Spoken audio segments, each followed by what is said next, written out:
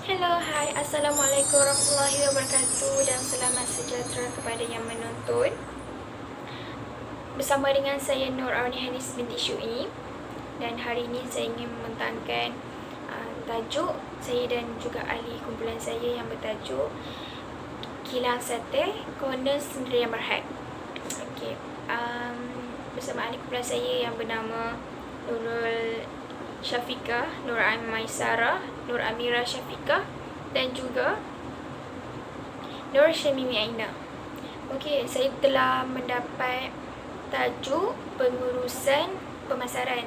Jadi hari ini saya ingin menerangkan tentang bahagian saya yang bertajuk pengurusan pemasaran. Okey, pertama sekali saya ingin terangkan tentang tugas dan tanggungjawab sebagai pengurusan pemasaran. Okay, first kali pengurusan pemasaran ni dia akan memastikan produk sate dan perkhidmatan yang ditawarkan syarikat dapat dipaparkan dan dapat dipasarkan, tak kira lah di seluruh kawasan, di seluruh negeri ataupun di merata tempat. Seterusnya, yang kedua, tugas pengurusan pemasaran ni dia akan pasaran Sate Corner Sdn Bhd ni akan menyayangi pasaran yang sedia ada. Maksudnya yalah, kita orang punya kilang kan baru nak menceburi bidang ini. Jadinya kita orang nak bagaimana cara nak bersaing dengan pesaing yang lain dengan cara yang baik, ya, tanpa berlakunya sebarang pemusuhan ataupun sebarang rasa ketidakpuashati antara sesama pelanggan ataupun pekerja dan juga pembeli, ya. Seterusnya, yang ketiga,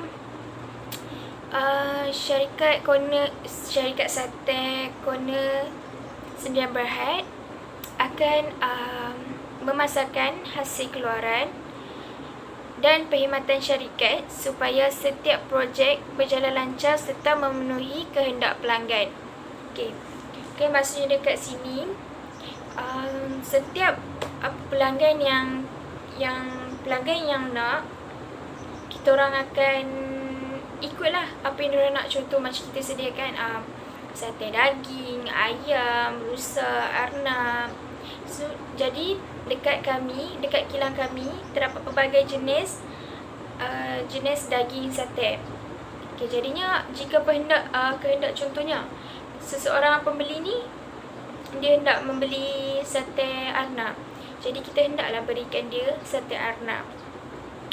Tak bolehlah kita punya pekerja berlaku sebarang kesilapan dengan memberikan para pembeli daging ayam ataupun selain daripada yang diminta oleh pembeli.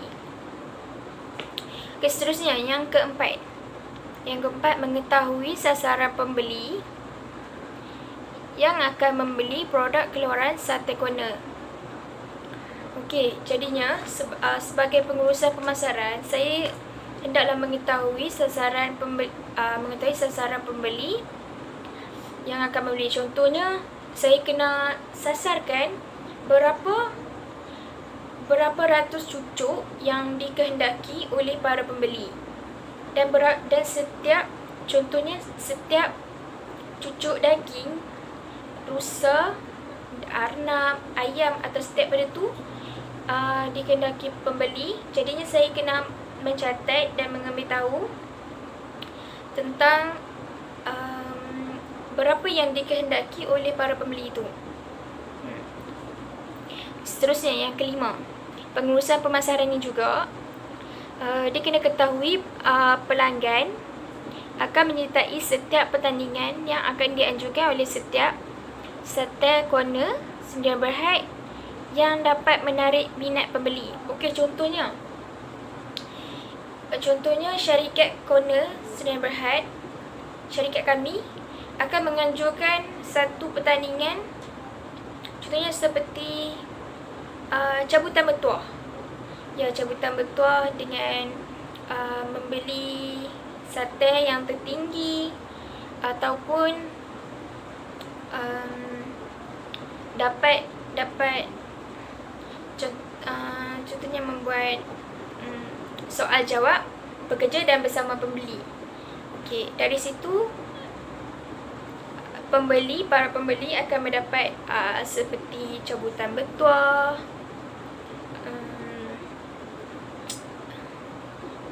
dan sebagainya, atas sebagai ganjaran dengan mengikuti pertandingan yang dianjurkan oleh para syarikat sate corner.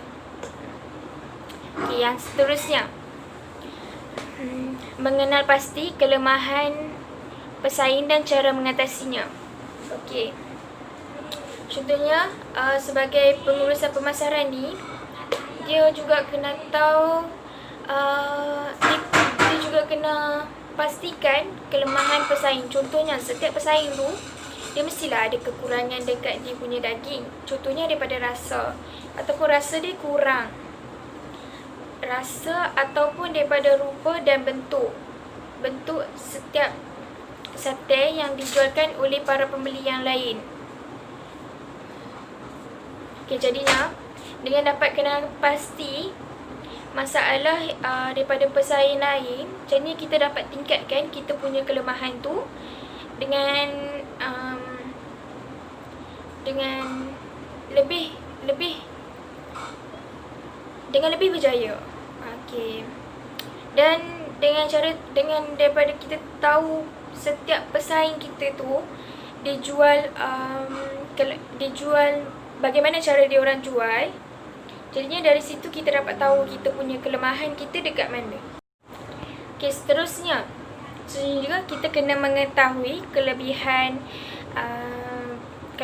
produk yang dimiliki supaya dapat mengatasi saingan daripada pesaing. Okey, contohnya kelebihan kita. Contoh daripada segi pembungkusan sate. Okey, jikalau syarikat lain menggunakan pembungkusan sate dengan menggunakan polistrip. Jadi dengan hendak melakukan lain daripada lain, dan kelebihan syarikat Sate Corner Sdn Bhd, kami akan melakukan pembungkusan dengan meletakkan pembungkusan di dalam plastik. Dan juga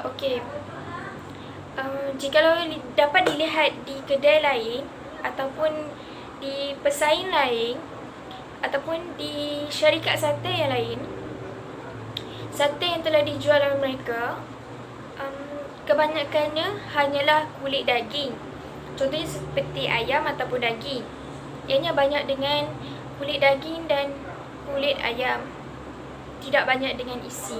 Jadinya jika dengan itu, syarikat kami akan melebihkan isi daging daripada kulit daging ayam, kulit daging rusak ataupun apapun yang telah dikeluarkan daripada syarikat kami.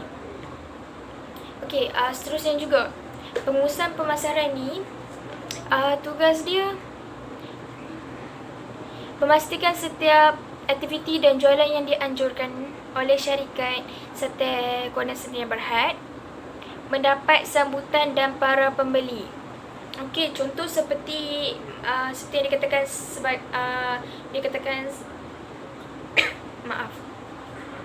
dikatakan oleh saya sebentar tadi, kami telah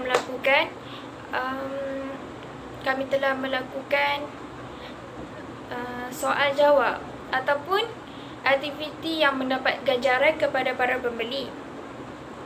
Jadinya kami ingin mengetahui sama ada kami punya aktiviti itu dapat sambutan daripada pembeli ataupun tidak. Contohnya sambutan dia dengan mengetahui adakah jika kami melakukan aktiviti itu, kami punya produk akan ditingkatkan ataupun semakin menurun.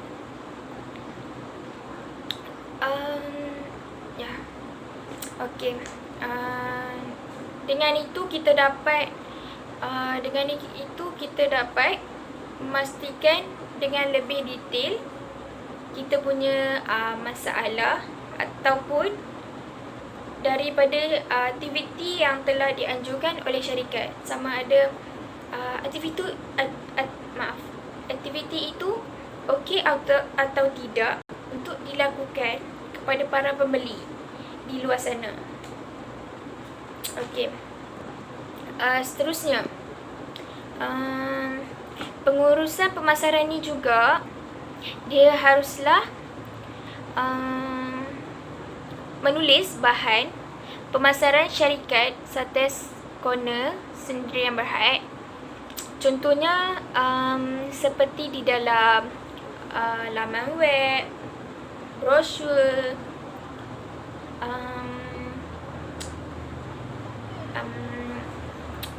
di dalam kad-kad, dan menyedarkan tentang keberadaan kilang syarikat Sates Corner Sendirian Berhad. Dengan ini kita dapat memberitahu kepada seluruh pembeli di mana keberadaan syarikat kami berada. Dengan ini dapat memudahkan syarikat kami untuk mendapat sambutan dan para pembeli yang semakin meninggi. Seterusnya, merangka dan melaksanakan pelan strategi untuk memenuhi permintaan pelanggan. Okey, contohnya dapat dilihatkan jika dikatakan di syarikat lain tidak mengeluarkan sate seperti sate rusa dan arnab dan lain-lainnya. Kita juga tahu bahawa daging seperti daging tersebut susah untuk didapati. Jadinya dengan itu syarikat kami telah mengeluarkan produk dan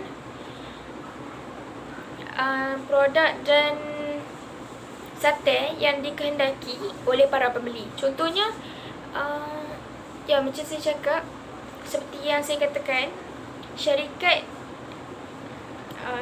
lain tidak mengeluarkan sate daging rusa atau arnab. Jadi sebagai tugas saya sebagai pengurusan pemasaran, saya mendapati bahawa daging arnab mendapat sambutan lebih tinggi. Jadinya kami memenuhi kehendak pembeli dengan mengeluarkan produk sate arnab dengan lebih tinggi di pasaran. Okey. Seterusnya, selain daripada tugas dan tanggungjawab, syarikat kami juga harus mempunyai strategi. Contohnya, yang pertama, sentiasa mencari peluang yang terbaik untuk memasarkan barangan dan produk syarikat Sates Corner Sendirian Berhad. Okey. Yang terbaik untuk memasarkan barangan dan produk. Okey, contohnya maksud dia dekat sini, jikalau kita dapat peluang untuk memasarkan produk kita dengan lebih jauh, lebih tinggi, kami hendaklah bijak untuk mengatasi dan mencari peluang ini untuk memasarkan sate di syarikat kami. Okey. Seterusnya, memperbaharui teknik pemasaran mengikut aspek-aspek pemasaran yang terkini untuk menggantikan teknik pemasaran yang berpuas hati dengan setiap produk sate yang telah dijual. Okey, maksud dia kat sini, contohnya, sebelum ni kilang Sate Corner melakukan sepertinya aspek yang lama. Jadi kami harus meningkatkan dan memperbarui aspek tersebut untuk mendapat feedback yang positif daripada setiap pelanggan dan pembeli di syarikat kami. Okey, seterusnya, memastikan hasil keluaran syarikat lama supaya lebih efektif bagi kepentingan syarikat. Okey. Seterusnya, yang keempat, memasarkan barangan atau produk sate yang bermutu dan berkualiti tinggi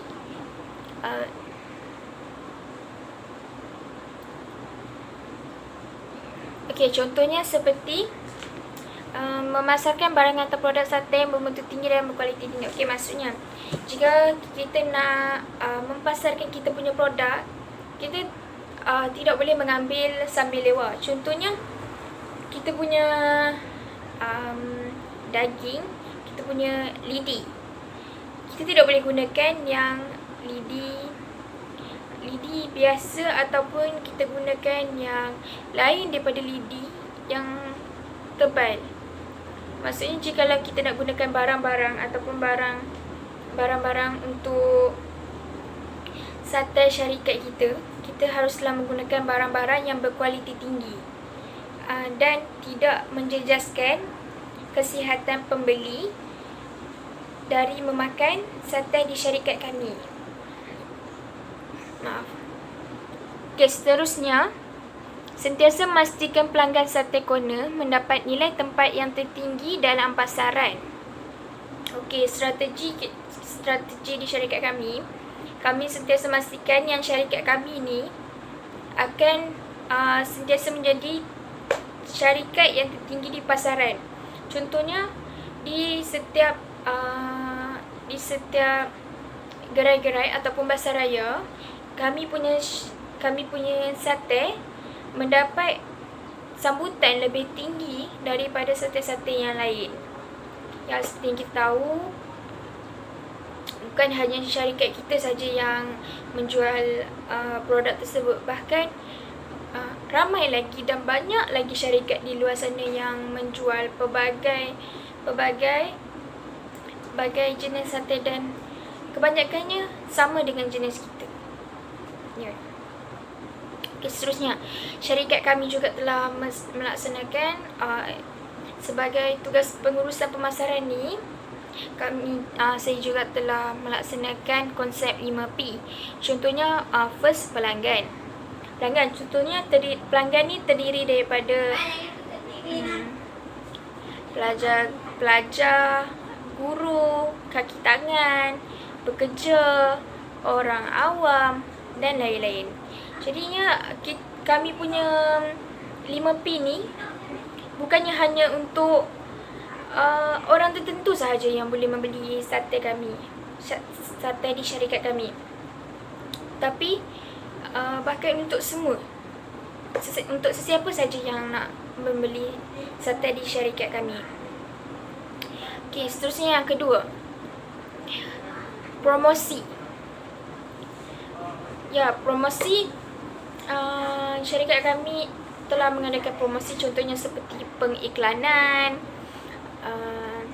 promosi jualan, pengumuman dan diskaun. Okey, contohnya pengumuman tu, kami akan menyebarkan pengumuman tu melalui televisyen ataupun sosial media.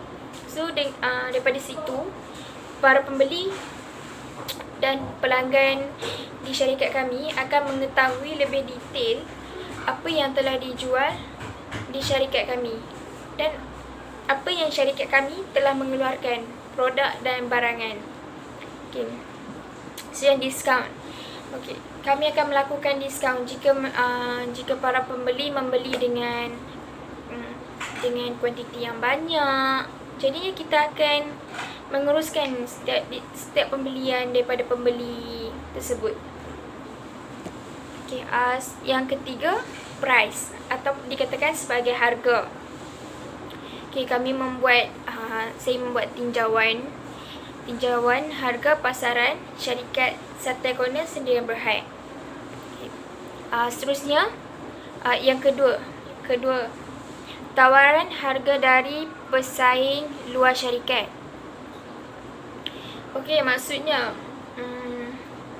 seperti yang kita tahu, setiap syarikat lain dapat boleh membeli kita punya barangan ataupun produk. Contohnya, jika syarikat mereka tidak mempunyai sate arnab ataupun sate rusa, jadi diorang hendak membelikan kepada kami dan menjadikan kami sebagai pembekal di syarikat lain. Tetapi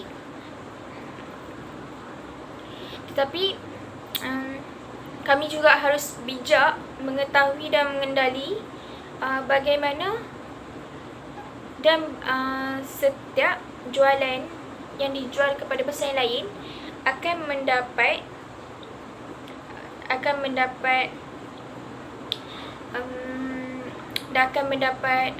harga yang lumayan semula di syarikat kami. Okay. Seterusnya, penilaian harga semula bagi sate yang dijual beli. Okey. Contohnya, di setiap bilangan atau berapa yang telah dijualkan kepada setiap pembeli dan pelanggan, kita harus mengira semula tentang berapa yang telah dijualkan dan berapa kos-kos semua yang telah kita dijualkan kepada pelanggan di syarikat kami tersebut. Okey, seterusnya yang keempat. Iaitu produk. Okey, produk pertama contohnya seperti lidi tahan lama, ayam daging sate tahan lama. Untuk semua jenis daging sate. 3, bentuk yang cantik. Maksudnya tak ada pecah-pecah, daging tu cepat terlerai. Seterusnya pelbagai rasa warna, pelbagai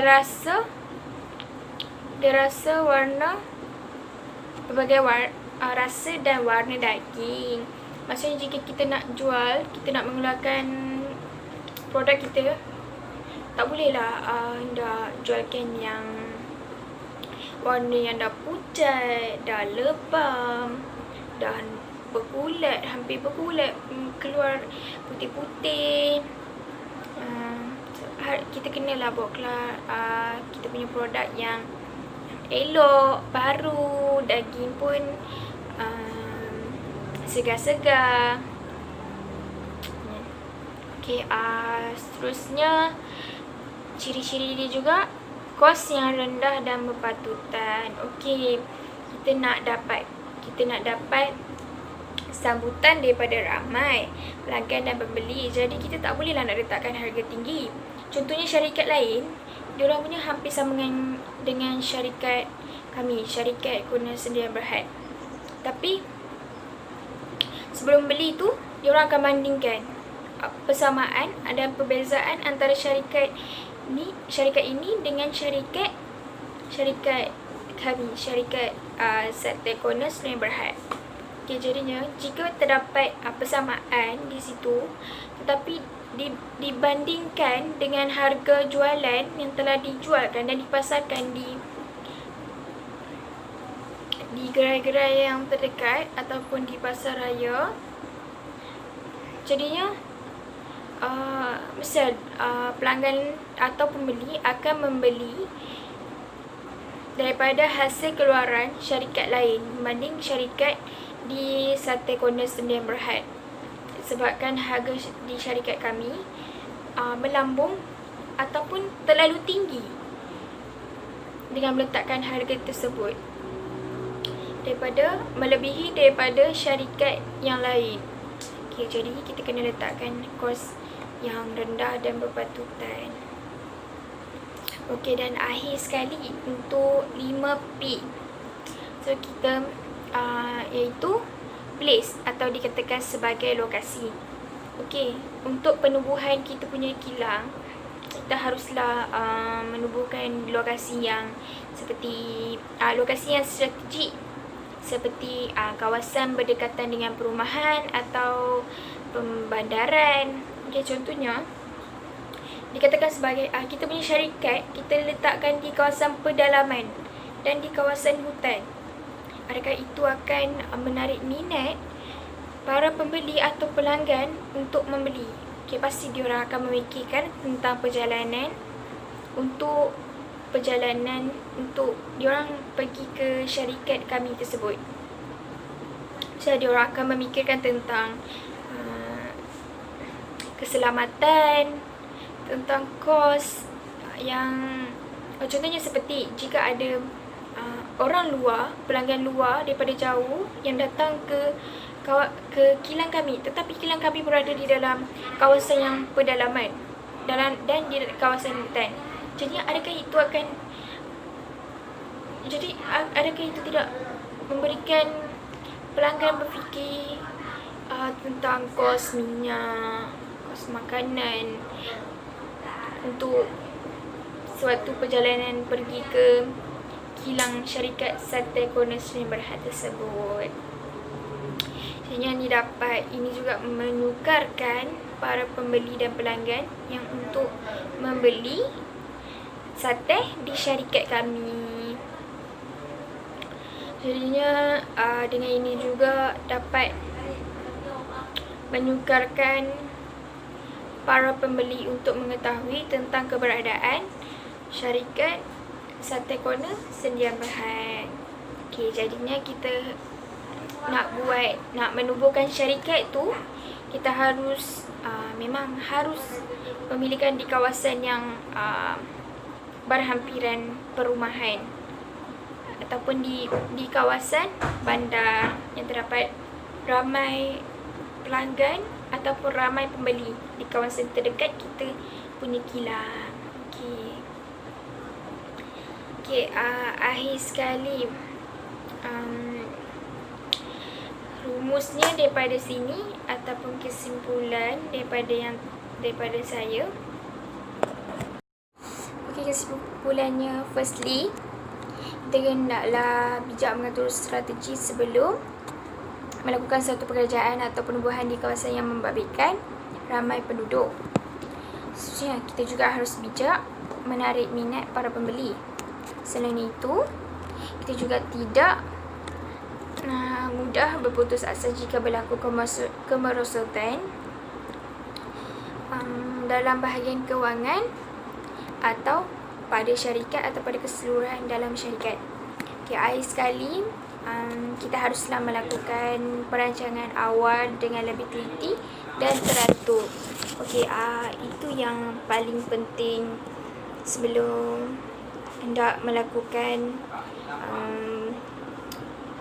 penubuhan apa-apa syarikat untuk lebih maju dan terus terkenal. Okey, itu sahaja daripada saya. Sekian. Terima kasih. Maaf jika ada terkasar bahasa ataupun tersilap kata dalam video ni. Sekian daripada saya. Terima kasih sekali lagi.